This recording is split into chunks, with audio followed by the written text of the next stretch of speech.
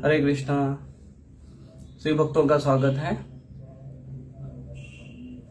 गीता दर्शन हमारे क्लास में, जिसमें हम भगवद गीता के एक एक श्लोक पर चर्चा करते हैं। और आज हम चर्चा करेंगे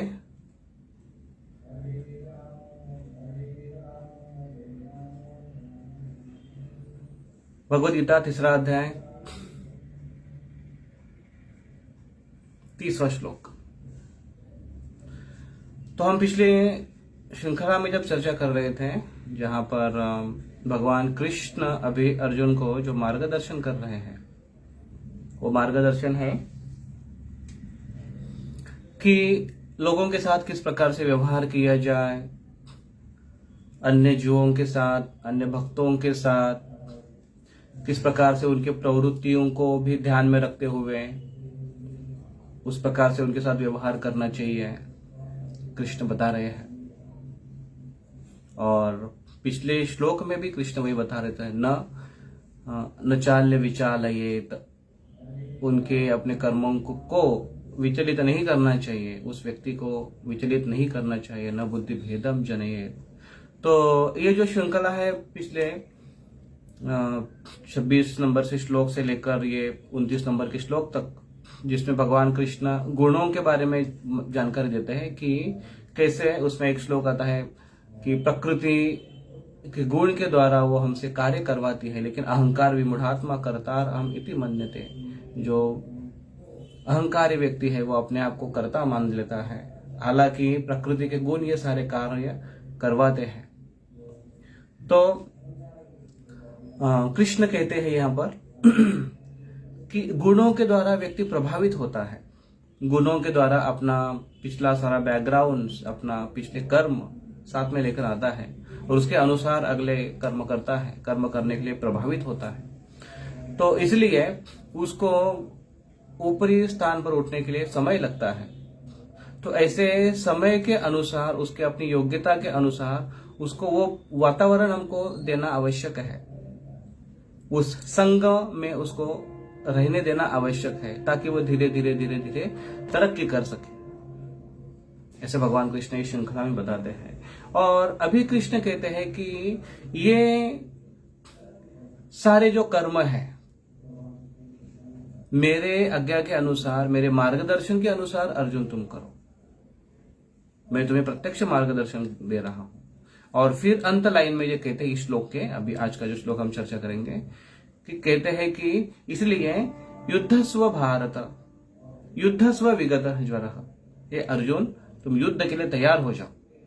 अभी तक कृष्ण मार्गदर्शन कर रहे सब, अभी तक बोले नहीं उठो अर्जुन उत्तिष्ठ भारत उत्तिष्ठ कौनते, अर्जुन युद्ध के लिए उठो। अभी बोल रहे कि इतना सा बोलने के बाद कहते हैं कि इसलिए मैं कहता हूं उसके अनुसार वो कार्य करो।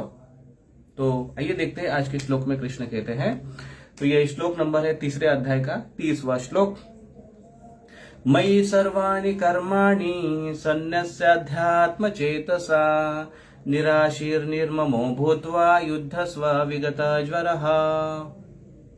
ये श्लोक है, मयि सर्वाणि कर्माणि सन्न्यस्य अध्यात्म चेतसा निराशीर्निर्ममो भूत्वा युद्धस्व विगत ज्वरः। ज्वर, ज्वर के अन्य अर्थ है, अलग उसके बहुत सारे उसके अर्थ है। उसमें से एक अर्थ जो प्रभुपाद जी यहां पर बता रहे हैं कि विगत मतलब से अलग या से रहित, ज्वर का अर्थ है आलस्य, आलस्य से रहित होकर कार्य करो। क्या कर रहे कृष्ण, अनुवाद पढ़ेंगे। अतः हे अर्जुन, अपने सारे कार्यों को मुझ में समर्पित करके मेरे पूर्ण ज्ञान से युक्त होकर, लाभ की आकांक्षा से रहित, स्वामित्व के किसी दावे के बिना तथा आलस्य से रहित होकर युद्ध करो। तो हे अर्जुन, युद्ध करो, लेकिन कैसे? मयि सर्वाणि कर्माणि संन्यास से अध्यात्म चेतसा। तो ये दो उसके भाग हम करेंगे इस श्लोकों के, दो दो लाइन के। एक तो मयि सर्वाणि कर्माणि संन्यस्य आध्यात्म चेतसा, कृष्ण कहते हैं कि कार्य करो, मयि सर्वाणि कर्माणि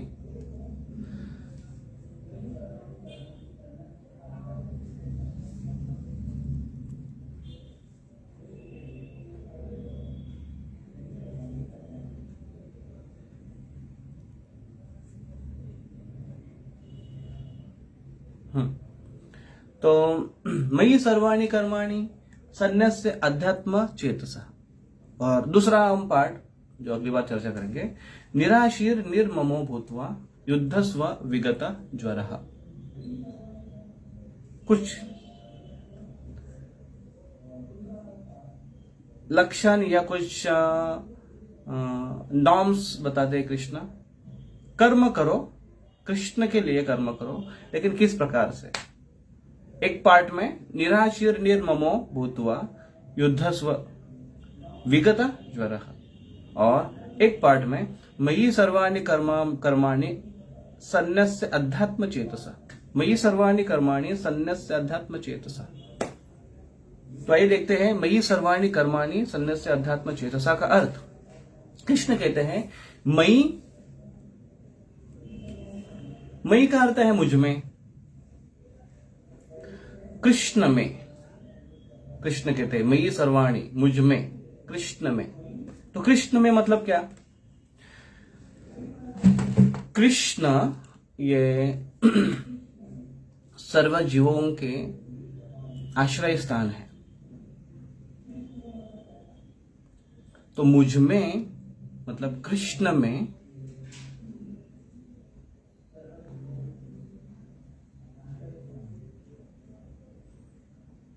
हमारे मंदिर के भक्तों से विनती है कि स्पीकर का आवाज कम करे, ताकि उसका आवाज यहां पर भी आ रहा है।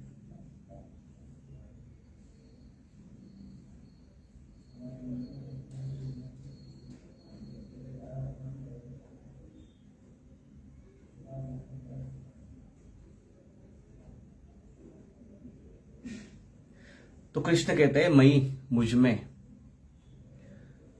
मुझ में सर्वाणि कर्माणि, मुझ में सारे कर्म निहित करो, या मेरे लिए सारे कर्म अर्पण करो। सादा सीधा अर्थ अगर लेंगे तो मयि सर्वाणि कर्माणि, मेरे लिए सारे कर्म करो, मुझ में सारे कर्म अर्पित करो। जैसे हम कहते हैं ना मुझ में सारे कर्म अर्पण करो। जैसे हम किसी को कहते हैं कि I have faith in you, I have faith on you, दोनों में अंतर होता है ना, ऑन यू, इन यू। आप में मेरा विश्वास है, आपके ऊपर मेरा विश्वास है। तो ऊपर है वो थोड़ा ऊपर होता है, लेकिन आप में मेरा विश्वास है, ये भीतर की बात है। आप जो भी करेंगे उसमें मेरा विश्वास है। तो वैसे मुझ में, मयि सर्वाणि कर्माणि, मुझ में। कृष्ण कहते हैं कि सारे कर्म मुझ में समर्पित करो, मेरे लिए अर्पण करो।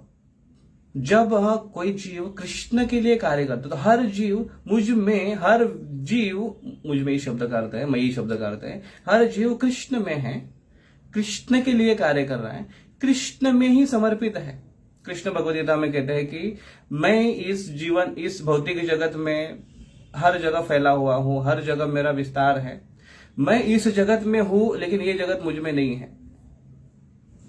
ये जगत मुझ में है, लेकिन मैं इस जगत में नहीं हूं। तो कृष्ण है भी और नहीं भी की भी बात कर रहे हैं। तो एक अर्थ से अगर देखेंगे कि ये सारा जगत कृष्ण में है, तो कृष्ण के शरीर में सारा जगत समाया हुआ है। इसलिए कृष्ण का एक नाम है नारायण, नार अधिक आयन। इसका अर्थ है सारे जीवों का जो आश्रय स्थान है उसको नारायण कहते हैं।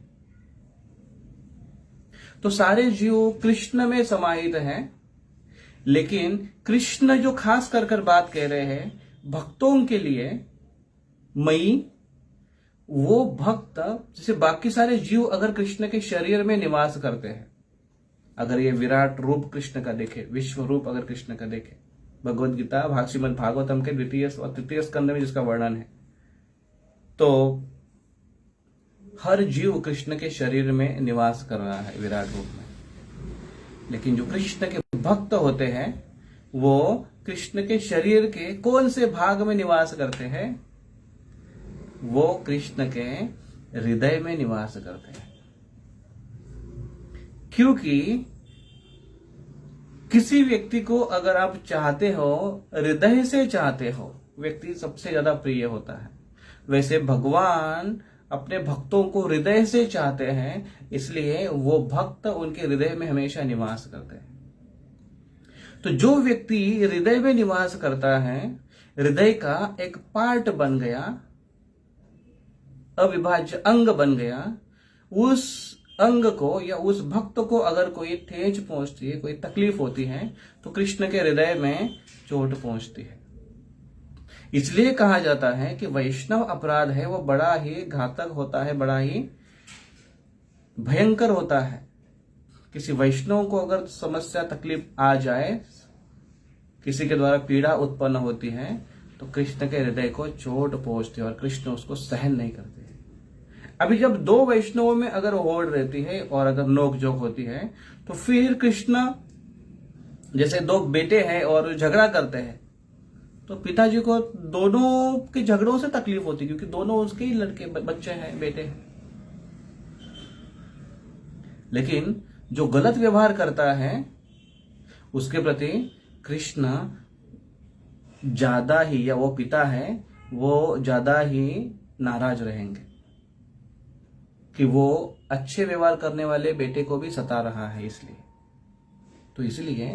जब दो भक्त व्यवहार करते हैं, आपस में टकराव करते हैं, तो जो भक्त कटु व्यवहार करता है दूसरे अच्छे भक्त के, क्योंकि जो अच्छे से भक्ति, शांति से भक्ति करना चाहता है, सेवा करना चाहता है, उसके व्यवहार में जब तकलीफ निर्माण करता है, तो भगवान ऐसे भक्तों के प्रति थोड़ा सा कठोर व्यवहार करते हैं। क्योंकि जब हम हरिनाम लेते हैं, वह हरिनाम लेते हुए अगर हम भगवान के नाम का जप करते हैं, हम अपराध करते हैं, हरिनाम लेते हुए अगर हम अपराध करते हैं, तो वही हरिनाम हमें सजा दिलाता है। जैसे तुलसी महात्म्य में बताया गया है कि तुलसी महात्म्य की अगर हम प्रदक्षिणा करेंगे, परिक्रमा करेंगे, यानी कानी च पापानी ब्रह्म हत्यादि कानी च तानी तानी प्रणश्यंती हो जाती है। पापों की ब्रह्म हत्यादि कानी च, पदे पदे, पग पग पर ब्रह्म हत्या के पाप नष्ट हो जाते हैं अगर हम तुलसी महारानी की परिक्रमा करते हैं तो। लेकिन वही व्यक्ति तुलसी महारानी की परिक्रमा कर कर पाप प्रवृत्ति रखता है कि चलो परिक्रमा करेंगे और पाप भी धुल जाएंगे, और अभी धुले हुए पाप फिर अगली बार और नए पाप करने के लिए तैयार है, तो वही तुलसी महारानी उसको पनिशमेंट करेगी, उसको सजा देगी। क्योंकि तुलसी महारानी जैसे पापों का नाश भी कर सकती है, वैसे पाप करने के प्रवृत्ति वाले व्यक्ति को सजा भी दे सकती है। उसी प्रकार से हरि नाम हमारे पापों को नष्ट कर सकता है, हमें सत प्रवृत्ति दे सकता है, भक्तों का तारण कर सकता है। उसी प्रकार से अगर गलत दुष्प्रवृत्ति का व्यवहार करने वाले व्यक्ति के साथ भगवान वही हरिनाम उनको सजा भी दिला सकता है, देता है। बहु जन्म करी यदि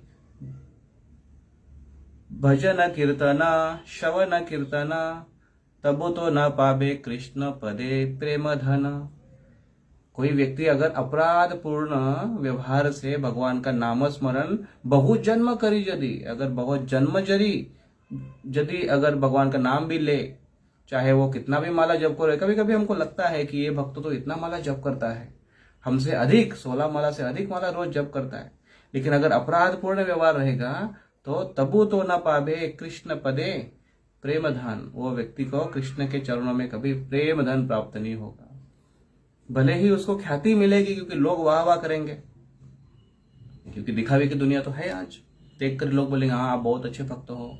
जैसे हम एक भक्त से मिल रहे थे और वो दूसरे भक्तों को देखकर ऐसे ही देख रहे थे, तो बहुत पहले उन्होंने उनको देखा था, और अभी कुछ सालों के बाद अभी जब देख रहे तो उनको देखा, अरे बोले इतना अच्छा करताल बजा लेते हो, वाह। और उन्होंने देखा, अरे बोले वो करताल नहीं, मृदंग भी अच्छा बजाते हो, और इतना ही वो गा भी बहुत अच्छा लेते हैं। तो भक्त तुरंत स्पॉन्टेनियसली क्या बोले पता है? अरे वाह, क्या प्रगति कर दी आपने भक्ति में, कितनी तरक्की कर दी हमने अपने भक्ति में। हम तो वैसे वही के वही रह गए, वही 16 माला जप कर रहे हैं, वही झाड़ू बाड़ू का सेवा कर रहे हैं, झाड़ू मारने का सेवा कर रहे हैं, जो छोटा मोटा मिलता है वही सेवा कर रहे हैं। आपने बहुत तरक्की कर ली। तो उनकी तरक्की की परिभाषा क्या है कि अगर आपको करताल बजाना आता है तो आप तरक्की कर लिए है, तो प्रगत भक्त हो। अगर आपको मृदंग बजाना आता है तो आप प्रगत भक्त हो। अगर आपको बोलना आता है, प्रवचन देना आता है तो आप प्रगत भक्त हो। अगर आपको बड़ी अच्छी स्किल पूर्ण अगर सेवा आती है तो आप प्रगत भक्त हो। तो ये जो बात है वो बात केवल कैसी है? सुपरफिशियल लेवल पर वो जज कर रहा है, बाहरी रूप से केवल वो व्यक्ति को नाप तोल रहा है। ऐसे कभी नाप तोलना नहीं चाहिए हमको। वो भक्ति का वो भक्त का भक्तों के प्रति कितना सौहार्दपूर्ण व्यवहार है, भक्तों को वो कितना अच्छे से डील करता है, पेश आता है, वो भगवान की सेवा कितना ध्यान पूर्वक करता है। कौन सी सेवा इसके बारे में ध्यान नहीं रखता है, लेकिन जो भी सेवा है उसको समान दृष्टिकोण से देते हुए धैर्यता से गंभीरता से करता है। ये प्रगति के लक्षण है। भगवान के साथ सेवा में वो कितने गंभीरता से व्यवहार करते हैं, कितना वो दक्ष रहते हैं, ये प्रगति के लक्षण है। हरिनाम में कितनी रुचि है। हरिनाम में रुचि अर्थात कृष्ण में रुचि, कृष्ण में रुचि अर्थात कृष्ण से प्रेम, और कृष्ण से प्रेम अर्थात सभी जीवों से प्रेम। कोई अगर स्त्री शादी कर जब मायके ससुराल जाती है और वो कहती है कि मेरे पति से मैं बहुत प्रेम करती हूँ, लेकिन ये जो बूढ़ी सास है और ससुर है वो मुझे बिल्कुल पसंद नहीं, और वो पति के जो भाई है, देवर है, वो मुझे बिल्कुल पसंद नहीं है, देवर को देखकर फीवर आ जाता है मुझे, ऐसा अगर वो सोचती है तो उसका सही में पति के ऊपर प्रेम नहीं है। उसका केवल अपने आप के ऊपर प्रेम है, स्वार्थी प्रेम है, क्योंकि बाकी लोगों की सेवा करनी पड़ेगी, इसलिए वो उनसे प्रेम नहीं जताती है। पति से प्रेम क्यों? क्योंकि पति से उसको संरक्षण मिलता है, सुख मिलता है। तो आखिर प्रेम किस पर है? खुद पर है, क्योंकि खुद को सुखी रखना चाहती है वो। उसी प्रकार से जो जीव, जो भक्त भगवान से ही केवल नाता बनाए रखता है और भगवान को ही अपना सर्वस्व मानकर चलता है, या अर्चा विग्रहों को ही केवल सब कुछ मानता है, उसके अलावा अन्य किसी को नहीं मानता है, वो व्यक्ति भगवान का भक्त या प्रेमी हो ही नहीं सकता है। उसकी भक्ति में बहुत धीमी सी प्रगति चल रही है। प्रगति है ना, प्रगति है क्योंकि भगवान का नाम ले रहा है, लेकिन बहुत धीमी प्रगति चल रही है। तो कृष्ण कहते हैं ऐसे भक्त मई जो मेरे हृदय में बैठते हैं, मेरे हृदय में निवास करते, मुझे बहुत प्रिय है। ऐसे भक्त वो कैसे कर्म करेंगे? कृष्ण भी आगे बताते मई वो सर्वाणी कर्माणी, सभी प्रकार से कर्म। अभी सर्वाणी कर्माणी का अर्थ क्या है? सभी प्रकार से कर्माणी, सभी प्रकार से कर्म। अभी सभी प्रकार से कर्म मतलब कौन से कर्म होते हैं? सारे कर्म मुझे अर्पण करो। हमने तो कर्म की 3 परिभाषा देखी है, कर्म, अकर्म और विकर्म। कर्म मतलब शास्त्र युक्त कर्म, विकर्म मतलब शास्त्र के विरुद्ध कर्म, पाप कर्म, गलत कर्म, और अकर्म मतलब ऐसे कर्म ही नहीं करना, या दूसरी परिभाषा उसकी ये है कि ऐसे कर्म करना जिसको हमको प्रतिक्रिया भुगतनी न पड़े, इसको बोलते हैं अकर्म। 3 प्रकार के कर्म हमने देखे। तो सर्वाणी कर्माणी का अर्थ क्या है? ये तीनों प्रकार के कर्म कृष्ण को अर्पण करना है। तो ठीक है, पुण्य कर्म कृष्ण को अर्पण कर दिया, कर्म पुण्य कर्म आते हैं उसमें, कृष्ण को अर्पण कर दिया, कठिन है।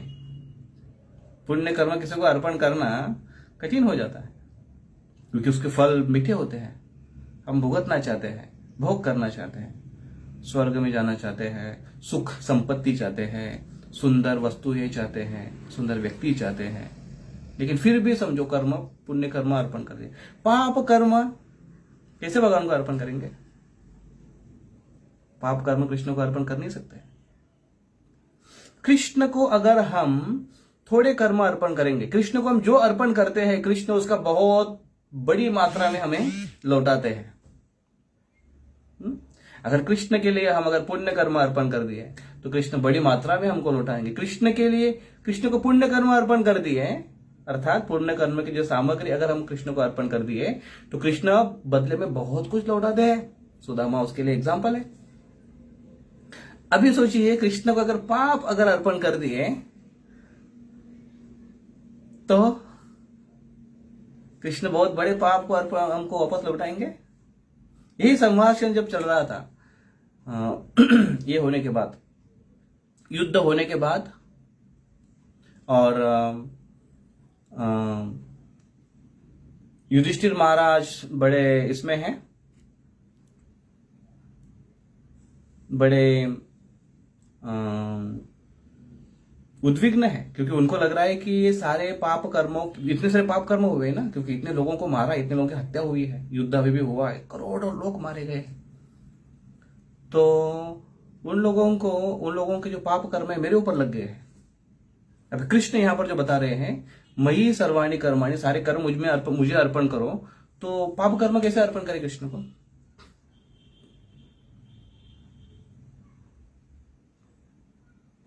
एक बात यह है महत्वपूर्ण कि जो व्यक्ति अपने सारे कर्मों को कृष्ण को अर्पण करना चाहता है, कृष्ण उसी को ही केवल उपदेश करते हैं। हम आएंगे उस पॉइंट पर, उसी को केवल कृष्ण उपदेश करते हैं। तो सर्वाणि कर्माणि, सभी प्रकार से कर्म। अभी हम जो कर्म किए हैं, तीन हमने कैटेगरी देके कर्म के, लेकिन अभी जो हमने कर्म किए हैं वो सारे कर्म हमारे भूतकाल, वर्तमान काल और भविष्य काल, तीन कालों में इसके विभाजन होता है। तो हम अगर डिसाइड किया कि हमारे भूतकाल के कर्म कृष्ण को अर्पण करना है, वर्तमान के कर्म कृष्ण को अर्पण करना है, और भविष्य के कर्म हमें कृष्ण को अर्पण करना है। तो पहला, भूतकाल के कर्म कृष्ण को अर्पण करना है। कैसे हम भूतकाल के कर्म कृष्ण को अर्पण करेंगे? हमारा पास्ट, भूतकाल में हमने इतने सारे कर्म किए हैं, हमारे हाथ में है, कैसे अर्पण करेंगे कृष्ण को? हमारे हाथ में वो नहीं है, लेकिन हमारे हाथ में उस कर्म के फल है, वो हम कृष्ण को अर्पण कर सकते हैं। तो भूतकाल में हमारे हाथ से बहुत सारी गलतियां हुई है, बहुत सारे गलत कार्य हुए हैं, पाप कार्य हुए हैं, वो हम कृष्ण को कैसे अर्पण करें?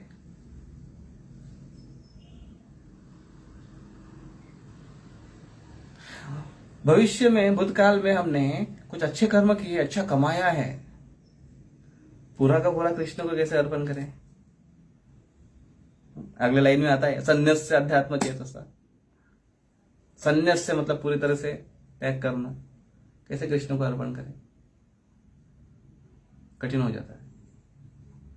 सर्वाणि कर्माणि के अर्थ में भूतकाल के सारे कर्म कृष्ण को अर्पण करना, इसका अर्थ है हम भूतकाल के कर्म को, कुछ पिछले भूतकाल में, ये केवल इसी जन्म का भूतकाल नहीं आता है, भूतकाल में हमारा पिछले जन्म का भी भूतकाल आता है। पिछले जन्म में हमें जो जो कार्य किए हैं वो भी सारे कार्य उसमें आते हैं। तो अभी हमें जो जन्म मिला है, अभी हमें जो सुविधा मिली है, अभी हमें जो शरीर मिला है, शरीर की सौंदर्यता और संपत्ति जो मिली है, ये हमारे भूतकाल के कर्म के अनुसार है। भूतकाल के कर्म के अनुसार अभी हमें ये फैसिलिटी है, मिली है, जो भी है हमारी, जो मुझे शरीर मिला है, मनुष्य शरीर मिला है, अन्य शरीर मिला है, स्त्री शरीर मिला है, पुरुष शरीर मिला है, बुद्धिमत्ता जिस प्रकार से मिली है, मन जिस प्रकार से विचार करने वाला मिला है, मन का भी अपना एक सिस्टम है, मन भी एक एंटिटी है। जैसे हम ये शरीर एक एंटिटी मानते हैं, मन भी एक एंटिटी है। जिस प्रकार से शरीर को कार्य करने की आदत लगती है, उसे बोलने की आदत लगती है, उसी प्रकार से चलने की आदत लगती है, उसी प्रकार से मन को भी सोचने की आदत लगती है, कार्य करने की आदत लगती है। द वे ऑफ थिंकिंग, वो मन का अपना एक स्ट्रक्चर अपने पुराने कर्म के अनुसार वो लेकर आया है। तो वो जैसे भी हो कृष्ण के सेवा में लगाए। इसका अर्थ यह है कि अभी हम केवल ये सोचते हुए न रहे कि अगर काश मेरे पास ये होता तो मैं कृष्ण की सेवा अच्छे से करता, काश मेरे पास ज्यादा संपत्ति होती तो मैं कृष्ण की सेवा में लगाती या लगाता, काश मेरे पास सुंदर कंठ होता, आवाज होता तो मैं अच्छे से गाकर कृष्ण को प्रसन्न करता, काश मेरे पास अच्छी कला होती जिसके द्वारा मैं अच्छा नृत्य कर देता, कृष्ण के सामने नृत्य करता, सारे भक्तों की संतुष्टि के लिए नृत्य कर पाता, काश मेरे पास अच्छी बुद्धि होती तो मैं अच्छे बहुत महत्वपूर्ण कार्य करता। नहीं, काश ये शब्द को अगर हमको सर्वकर्माणी अगर हमको सोचना है तो काश शब्द को निकालना है, क्योंकि सर्वकर्माणी का अर्थ है सभी प्रकार से कर्म, भूतकाल के कर्म के अनुसार अगर हमको ये शरीर मिला है अभी, तो ये शरीर हम कृष्ण के सेवा में जैसे भी शरीर हो, चाहे लंगड़ा शरीर हो, लूला शरीर हो, अंधा शरीर हो, बहरा शरीर हो, गूंगा शरीर हो, बदसूरत हो, चाहे उसमें बुद्धिमत्ता अच्छी नहीं हो, चाहे उसके मन में गलत टेढ़े विचार आने की भी प्रैक्टिस लगी हुई है पिछले कर्म के अनुसार, अभी अगर वो कृष्ण के सेवा में लगाने की चेष्टा करता है, कोशिश करता है, तो कृष्ण उसको स्वीकार करते हैं। और जो है वो अभी कृष्ण की सेवा में व्यक्ति लगाता है, कृष्ण स्वीकार करते हैं और कृष्ण ये देखते हैं कि इसकी भावना बहुत अच्छी है मेरी सेवा करने की, तो इसलिए मैं उसे और सुविधा दे दूंगा, प्रोवाइड करूंगा ताकि वो मेरी और अच्छे से सेवा करे। तो कृष्ण जो हमारे पास सुविधा उपलब्ध है उसको देखते हैं कि वो कितना सेवा में लगा रहे मेरा।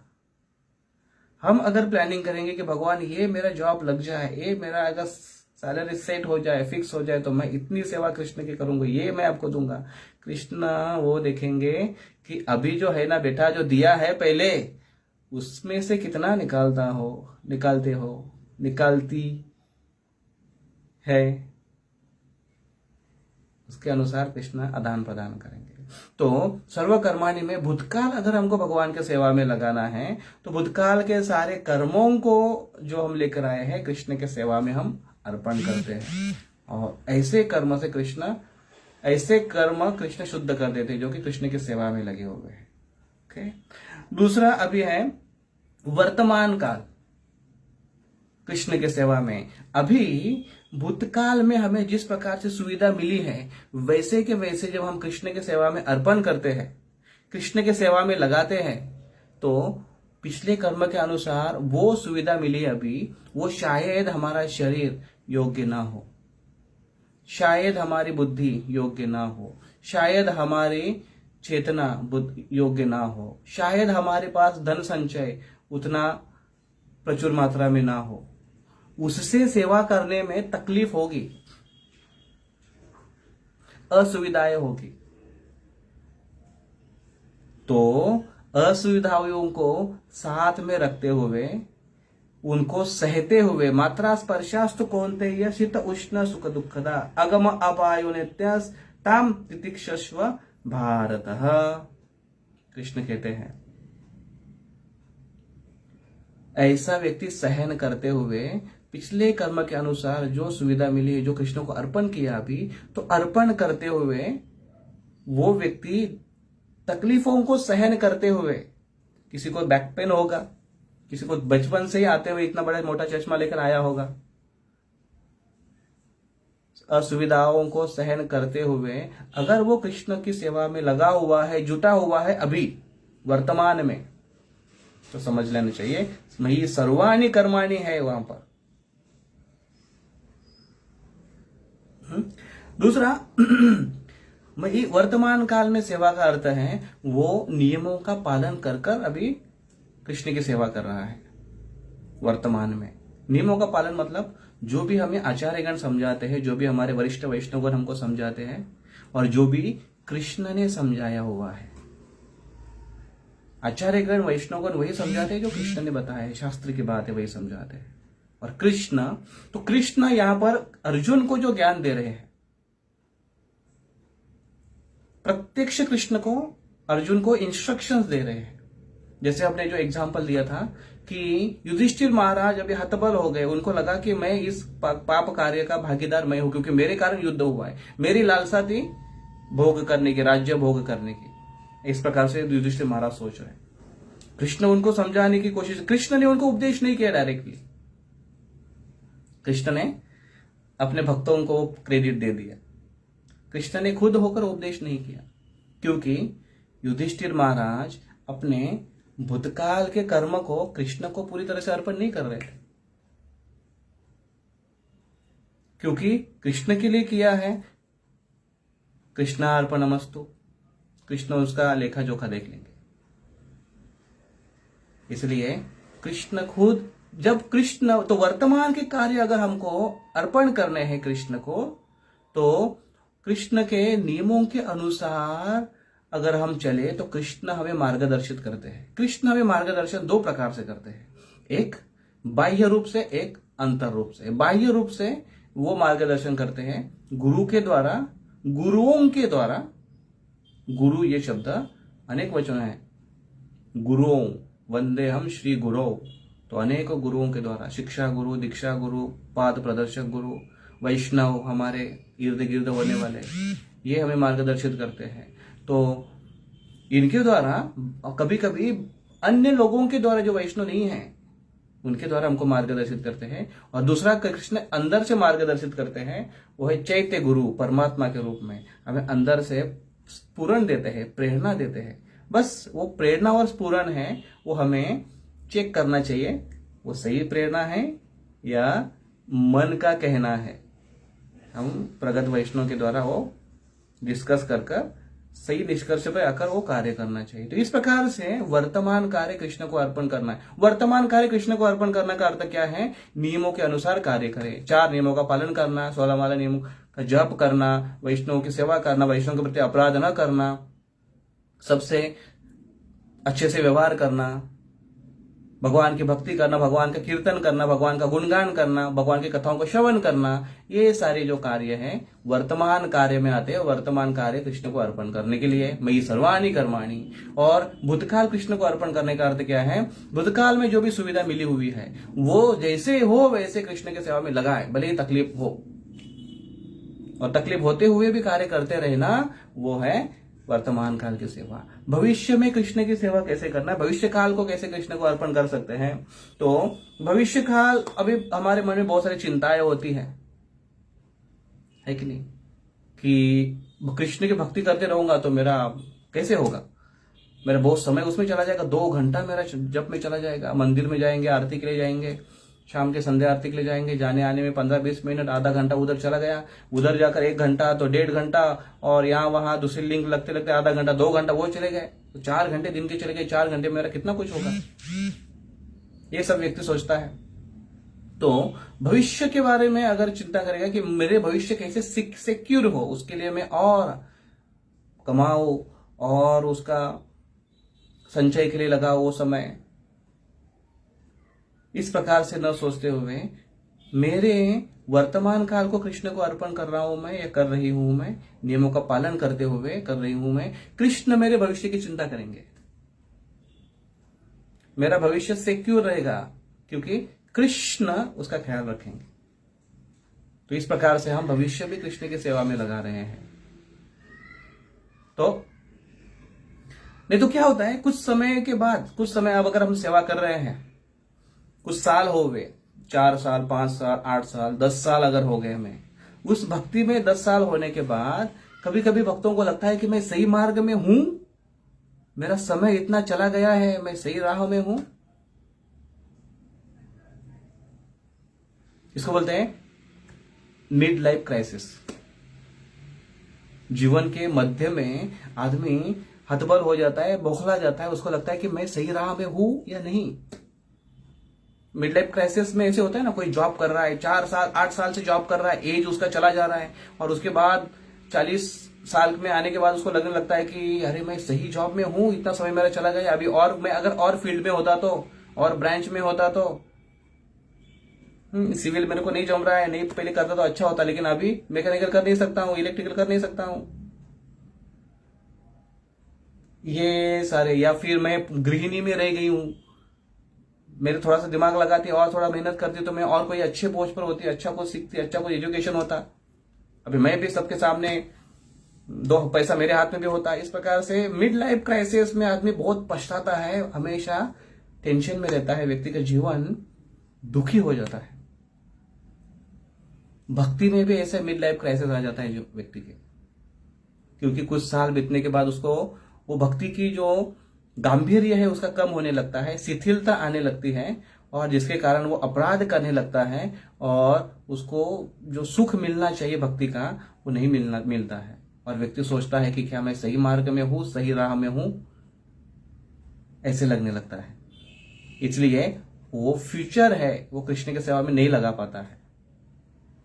लेकिन अगर व्यक्ति भूतकाल और वर्तमान काल अगर सही प्रकार से कृष्ण की सेवा में लगा रहा है तो उसका पूरी तरह से विश्वास होगा, और वो भविष्य काल में भी भविष्य भी वो कृष्ण की सेवा में लगा है, और इसके अनुसार वो प्रैक्टिस करेगा। अभी भविष्य कृष्ण की सेवा में लगाने के और प्रैक्टिस ऊंची तरह से अगर हम सोचेंगे तो ये है कि हम कृष्ण की सेवा में लगे हैं, जो भी हमारा रस है कृष्ण के प्रति, तो मुख्यत्वे 5 रस बताए गए हैं, शांत रस, दास्य रस, साख्य रस, वात्सल्य रस और माधुर्य रस। तो भक्त जब भगवान की सेवा में लगा रहता है तो उस सेवा करते हुए उसको धीरे धीरे धीरे धीरे एक आहट लगने लगती है। ये आर्टिफिशियल नहीं है। आचार्यगण कहते हैं कि कोई अपने आप में मन में ये ना सोचे कि अरे मुझे तो लगता है कि मैं कृष्ण के माधुर्य भाव में हूं, दासी के रूप में हूं, तो उसी प्रकार से वो सेवा में लग जाएगा, उसी प्रकार से श्रृंगार करने लगेगा, वो जेंडर भेद नहीं देखेगा। नहीं, ऐसा नहीं है। वो नैसर्गिक उसको समझ में आने लगता है आगे चलकर, अंदर से जब उसकी भक्ति पूरी तरह से मैच्योर होने लगती है, उसको अंदर से स्फुरण होने लगता है कि उसका शाश्वत स्वरूप क्या है आध्यात्मिक धाम में, वो भगवान के कौन से रस के सेवा में उसका पूर्व नियोजित पहले का उसका स्थान है, वो उसको जागृत होने लगता है। यह है भगवान को भविष्य इस प्रकार से भगवान को अर्पित करना। इसके लिए बहुत समय है, लेकिन कम से कम हमारे लेवल पर हम ये देखें कि मिड लाइफ क्राइसिस न हो और हम पूरी तरह से विश्वास रखते हुए कृष्ण की सेवा में लगे रहे, तब हम सर्वाणी कर्माणी कृष्ण के सेवा में, जब इस प्रकार से कृष्ण कहते हैं तो कृष्णमयी मतलब मुझ में कृष्ण कहते हैं, मुझ में सब आश्रित है, लेकिन मुझ में अभी ये आप क्या करो, सर्वाणी कर्माणी सभी प्रकार से कर्म आप मुझ में अर्पित करो। तो सभी प्रकार से कर्म में हमने देखे ये 3 जो कर्म है उसकी विभागनी की, कौन से 3 कर्म, कर्म, विकर्म, अकर्म, ये हर समय हम करते रहते हैं। लेकिन वो कौन से समय हैं, भविष्य, भूतकाल, वर्तमान काल और भविष्य काल, ये तीनों कालों में ये सर्व कर्म हम कृष्ण को कैसे अर्पण करना चाहिए, जैसे कृष्ण कहते हैं मयि सर्वाणी कर्माणि, इस प्रकार से अर्पण करना चाहिए। आगे के लाइन में कृष्ण कहते हैं सन्न्यस्य अध्यात्म चेतसा। तो सन्न्यस्य अध्यात्म और चेतसा, ये लाइन के 3 भाग कर दिए हमने। सन्न्यस्य अध्यात्म चेतसा, तो सन्न्यस्य का अर्थ क्या हुआ, सन्न्य का अर्थ होता है कि समन्यस्य, सम्यक रूपेण न्यास, उसको कहते हैं सन्यास। तो सम्यक रूपेण मतलब हर प्रकार से या सभी तरह से, क्या है न्यास। न्यास का अर्थ क्या है कि कोई चीज है हमारे पास महत्वपूर्ण मूल्यवान, उसका किसी को अर्पण करना या त्याग करना, उसको कहते हैं न्यास। दे दिया किसी को, बहुत बड़ा साटा है हमारे पास, मूल्यवान वस्तु ये है हमारे पास, वो किसी को दे दी। अभी किसी को हम देते हैं ना 2 प्रकार से, एक उधारी के रूप में दोबारा वो मिलने की आशा से, और दूसरा दे दिया बिना आशा से कि आप ही के लिए फ्री में। 2 प्रकार से देते हैं। तो एक प्रकार का जो देना है वापस मिलने की आशा से, ये संन्यास नहीं हुआ, सम्यक रूपे ने न्यास नहीं हुआ, क्योंकि दोबारा एक्सपेक्टेड है, उसको चाहता है वो कि और कुछ मिले मुझे वापस। पूर्ण तरह से नहीं हुआ। तो ये जो कृष्ण अपेक्षित करते हैं, कृष्ण की भक्ति में पूरी तरह से सर्वधर्मान परित्यज्य माम एकम शरणम व्रज, वो नहीं हुआ। तो अब एक ही अर्थ पकड़ेंगे, क्या?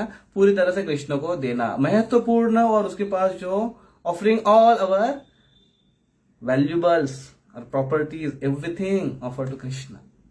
हम कोई बोलेगा बाप रे, तो ये सन्यास से मतलब, तो अभी ये जो लोग सन्यास लेते हैं तो वो क्या घर का सारा संपत्ति देकर जाते हैं कृष्ण को?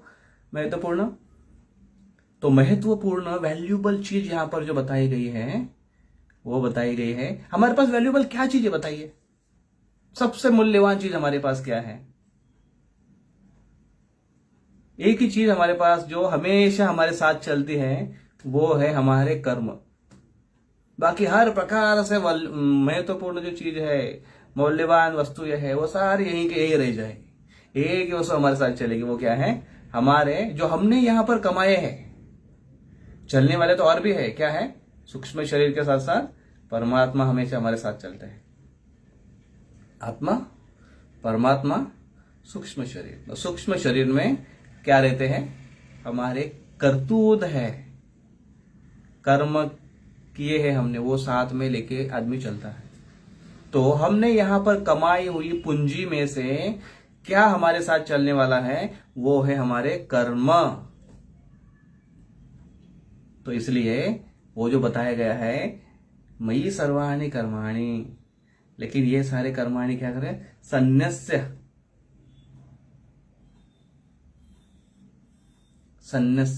उसका न्यास करो सम्यक रूपेणे।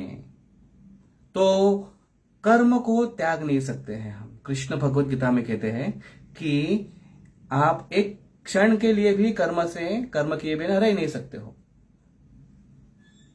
है कि नहीं? तो बिना कर्म के कैसे रहेंगे? कर्म को त्यागेंगे कैसे? कर्म को हम त्याग नहीं सकते हैं, लेकिन कर्म हम कृष्ण के लिए कर सकते हैं, कृष्णमयी कर सकते हैं।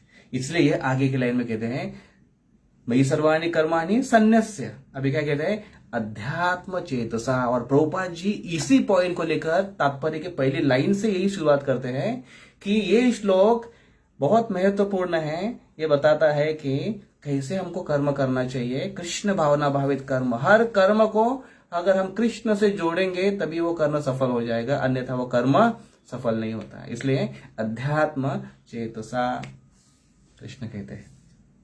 तो अध्यात्म चेतसा का अर्थ क्या है? अभी तो आत्मा, आत्मा यह शब्द से आता है कि जो आत्मा से संबंधित हो, इसको कहते हैं अध्यात्म। हम बोलते हैं ना कि हम अध्यात्म में हैं, मतलब आत्मा के संबंधित कार्य में हम जुड़े हुए हैं। आत्मा के संबंधित कार्य कौन से हैं? आत्मा का संबंध कहां से है? तो आत्मा का संबंध कहां पर है? उसके कार्य में हम जुड़े हुए हैं। आत्मा का संबंध कहां पर होता है? सबसे पहला आत्मा का संबंध परमात्मा से है, भगवान से है। फिर आत्मा का संबंध, एक आत्मा का संबंध दूसरे आत्मा से है। आत्मा का संबंध इस प्रकृति से है। आत्मा का संबंध इस कर्म से है। आत्मा का संबंध इस वातावरण से है, इस काल से है। तो इस आत्मा का संबंध जहां जहां से है, उससे आदमी जुड़ा हुआ है, वो व्यक्ति है आध्यात्मिक है। तो उस व्यक्ति, वो अध्यात्म से जुड़ा हुआ, आत्मा से जुड़ा हुए जो बाकी जो तत्व है, वो जब कृष्ण से जोड़ता है व्यक्ति, तो परिपूर्णता आ जाती है उस अध्यात्म में। अभी ये आत्मा बाकी सारे कार्यों को जोड़ रहा है।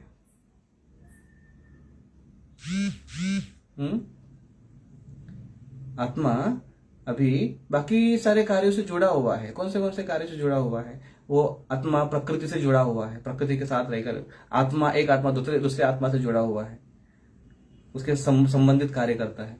लेकिन वो आत्मा जब तक कृष्ण के संबंध में अगर कार्य नहीं करता है, भगवान के सानिध्य से अगर कार्य नहीं करता है, तो वो आत्मा वो अध्यात्म में नहीं होगा, वो अध्यात्म की परिभाषा सफल नहीं होगी।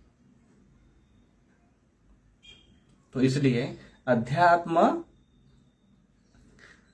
अध्यात्म में रहते हुए वो उस चेतना से व्यक्ति कार्य करे या उसमें समर्पित करे अपने आप को। मयि सर्वाणि कर्माणि सन्न्यस्य अध्यात्म चेतसः।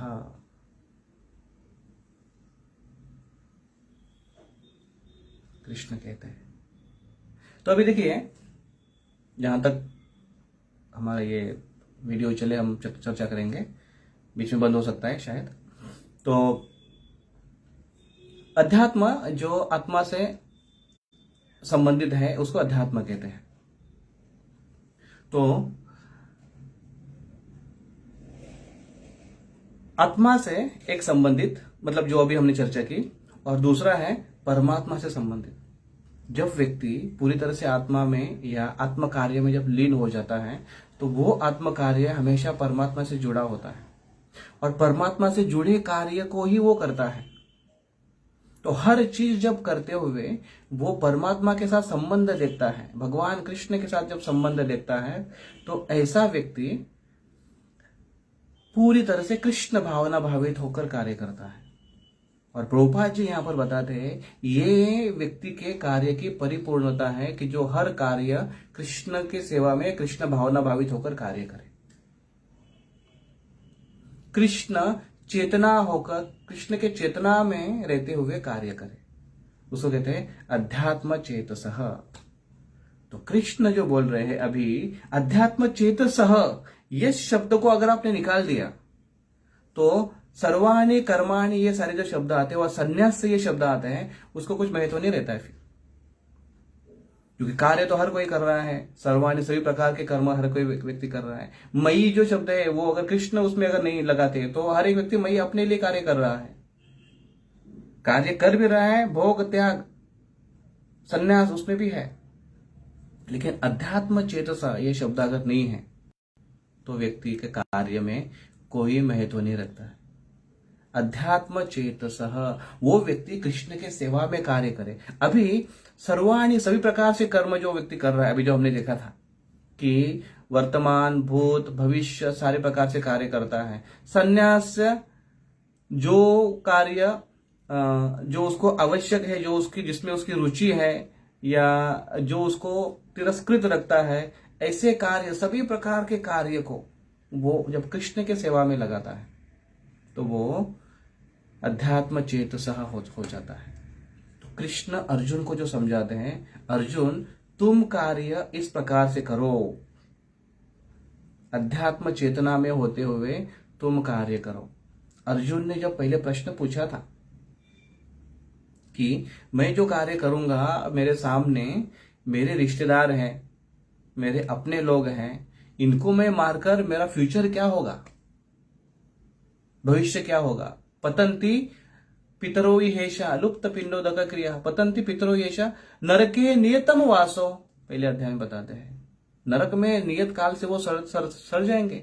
और मैं जाने ये सब कार्य करने के बाद ऐसी मैं संतति छोड़ के जाऊंगा जो वर्ण संकर हुई है, तो मेरा भी आगे का फ्यूचर क्या होगा, मैं भी तो नरक में सड़ जाऊंगा।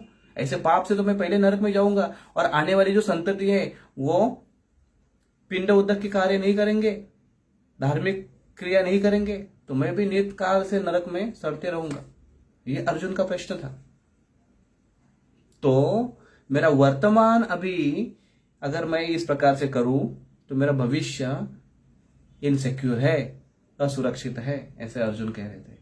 कृष्ण उसी को समझाते हुए अर्जुन को कहते हैं, नहीं बेटा अर्जुन, तुम्हें भले लगता है ना कि अभी तुम्हारा कार्य, तो उसी प्रकार से हमको भी लगता है इस भौतिक जगत में जो हम कार्य कर रहे हैं पूरी तरह से कृष्ण में समर्पित होकर हमारे कार्य नहीं होते हैं। कभी कभी संकोच होता है, अपने खुद के प्रायोरिटीज होता है, अपने कार्य भी होते हैं, महत्वपूर्ण कार्य भी बीच में आ जाते हैं। हम वो कार्य हमको हमेशा करने चाहिए, लेकिन अगर उस कार्यों को में अगर कृष्ण को महत्व देते हुए, कृष्ण को बीच में रखते हुए अगर वो कार्य को हम नहीं करते हैं पूरी तरह से, तो वो अर्जुन के जैसे ही डाउट लेने के जैसे है कि मेरा भविष्य क्या सिक्योर है। तो चाहे वो गृहस्थ हो, चाहे वो ब्रह्मचारी हो, चाहे वो सन्यासी हो, हर प्रकार से वो जब कृष्ण में पूरी तरह से समर्पित हो जाता है तो उसके सारे कार्य, भविष्य के कार्य भी उसके सिक्योर हो जाते हैं। तो अर्जुन यहाँ पर यही उत्तर, कृष्ण यहाँ पर यही उत्तर अर्जुन के प्रश्नों का, पहले प्रश्न का उत्तर देते हुए कह रहे हैं कि हे अर्जुन, सभी प्रकार से सर्वाणि मयि सर्वाणि कर्माणि सन्न्यस्य अध्यात्म चेतसः, आध्यात्मिक चेतना से युक्त होते हुए सारे कार्य करो। आध्यात्मिक चेतना से युक्त होते हुए मतलब पूरी तरह से कृष्ण भावना भावित होते हुए कृष्ण के लिए कार्य करो। जो भी करो, यत् करोसि यत् अश्नासि यत् जुहोसि ददासि यत् तपस्यसि कौन्तेय तत् कुरुष्व मदर्पणम। सब कुछ मुझे अर्पण करो। यत् अश्नासि यत् जुहोसि यत् करोसि जो करते हो, यत् अश्नासि जो खाते हो, यत् ददासि जो भी कुछ दान देते हो, धार्मिक क्रिया करते हो, कुछ भी कार्य करते हो, क्या करो, तत्कुरुष्व मद अर्पणम, मुझे अर्पण करो, कृष्ण कहते हैं। और इससे क्या करेंगे कृष्ण, अहम त्वाम सर्व पापेभ्यो मोक्ष, मुक्ति दिलाऊंगा सारे पापों से, कृष्ण कहते हैं। कृष्ण का प्रॉमिस है, कृष्ण का वादा है, कृष्ण अपने वादे को भूलते नहीं है। तो इस प्रकार से अगर हम पूरी तरह से अध्यात्म चेतसः होते हुए, बिंदास निडर होते हुए भक्ति में जुटे रहे, भगवान बोलते कि बस एक, आचार्य हमारे प्रभुपाद जी कहते हैं, बस एक जन्म, वन लाइफ ओनली, कृष्ण कहते, प्रभुपाद कहते, एक जीवन कृष्ण के लिए नहीं दे सकते हो, अरे इतना कंजूस मत बनो। इसको कहते हैं माइजरली पर्सन, और इसको संस्कृत में कहते हैं कृपण फल कृपण हेतवः, कृष्ण कहते हैं भगवद गीता में। ऐसा व्यक्ति को कृपण कहते हैं, कंजूस कहते हैं। हमारे भाषा में आप मक्खी चूस बोल सकते हैं। कंजूस व्यक्ति है जो एक जन्म भी कृष्ण के सेवा में नहीं देना चाहता है। कृष्ण ने उसके अपने विलास के लिए, भोग के लिए कितने जन्म दिए हैं उसको। कृष्ण एक बार वैकुंठ में नारायण बैठे हुए थे लक्ष्मी के साथ, और बैठे बैठे मुस्कुरा रहे थे, ऐसे हंस दिया अचानक। तो लक्ष्मी पूछने लगे भगवान को, भगवान हंसे तो कोई साधारण कारण से नहीं हंसे होंगे ना, भगवान हंसे हैं। तो भगवान ने बोला, लक्ष्मी ने पूछा कि भगवान क्यों हंस रहे हो। तो भगवान ने उनको दिखाया, लक्ष्मी जी को, वो देखो नीचे देखो, वो एक जमीन पर रेंगने वाला कीड़ा देखो।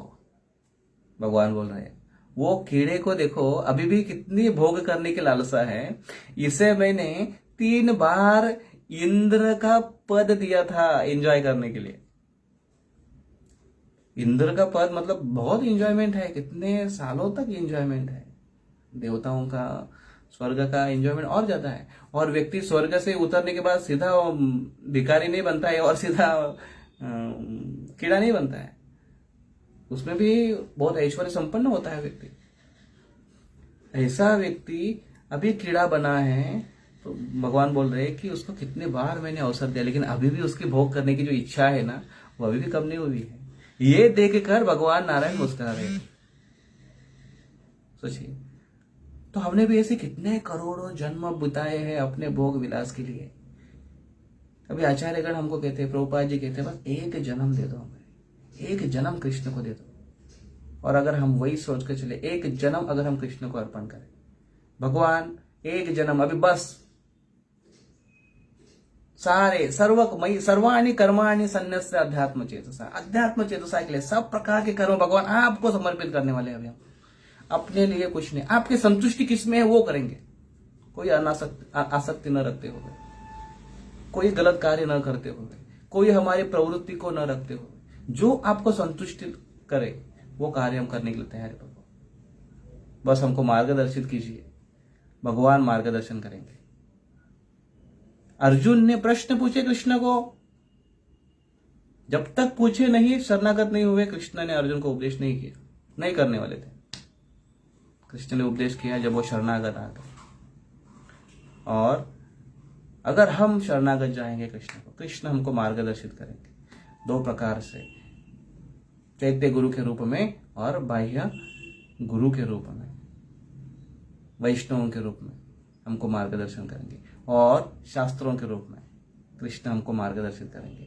और हम उनके मार्गदर्शन के अनुसार अगर हम अपना जीवन कृष्ण को समर्पित करेंगे, एक जीवन कृष्ण को समर्पित करेंगे, एक जीवन। एक बार प्रभुपाद कह रहे थे उनके एक शिष्य के बारे में, रूपा जी ने कहा क्योंकि उसने एक बार वृंदावन में कृष्ण को बड़े तीव्रता से पुकारा था, इसलिए कृष्ण उनकी रक्षा करेंगे। प्रभुपाद के शब्द थे। एक बार अगर व्यक्ति तीव्रता से पुकारता है कृष्ण को तो कृष्ण रक्षा करने के लिए आते हैं। सोचिए, एक जीवन में समस्या आएंगे, आने दो। एक जीवन अगर हम कृष्ण को देने के लिए तैयार हो जाए तो कृष्ण हमारी रक्षा करेंगे। अंत काले च मामेव स्मरण मुक्त्वा कलेवरम यस प्रयाति समद्भावम याति नास्त्यत्र संशयः। इसमें कोई संशय नहीं है, कृष्ण कहते हैं। अरे संशय मत लो, संशयात्मा विनश्यति, कृष्ण कहते हैं संशय आत्मा हमेशा नष्ट हो जाएगा। कृष्ण में विश्वास रखना है तो कृष्ण में रखना चाहिए, वैष्णव में रखना चाहिए, शास्त्रों में रखना चाहिए, आचार्यों की वाणी पर रखना चाहिए। और इस प्रकार से हम अगर इसका आधार ले, इनका अगर हम शरण ग्रहण कर ले तो भगवत धाम जाना हमारा निश्चित है। भगवान खुद हमें लेने के लिए आएंगे। ये उनकी खुद की वाणी है, ये आचार्यों की वाणी है, और ये वैष्णव कहते हैं। हरे कृष्णा कृष्णा कृष्णा हरे हरे, हरे राम राम राम हरे हरे। श्री श्री राधा मुरलीधर भगवान की जय। जगत गुरु शिल प्रभुपाद की जय। समवेत भक्त वृंद की जय। निताई गौर प्रेमानंदे हरि हरि बोल। ग्रंथराज श्रीमद् भगवद गीता की जय। तो हम यहाँ पर रुकेंगे और अगली बार अगली जो लाइन है उसके ऊपर चर्चा करेंगे। बहुत बहुत धन्यवाद। हरे कृष्णा। अगर कोई किसी का प्रश्न हो तो 1-2 मिनट में आप भेज सकते हैं, अन्यथा हम विराम देंगे।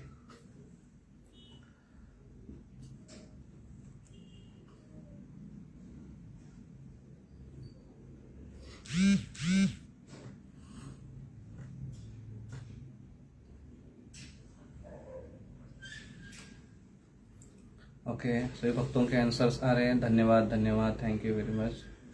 तो इसका मतलब कोई क्वेश्चन नहीं है, तो हम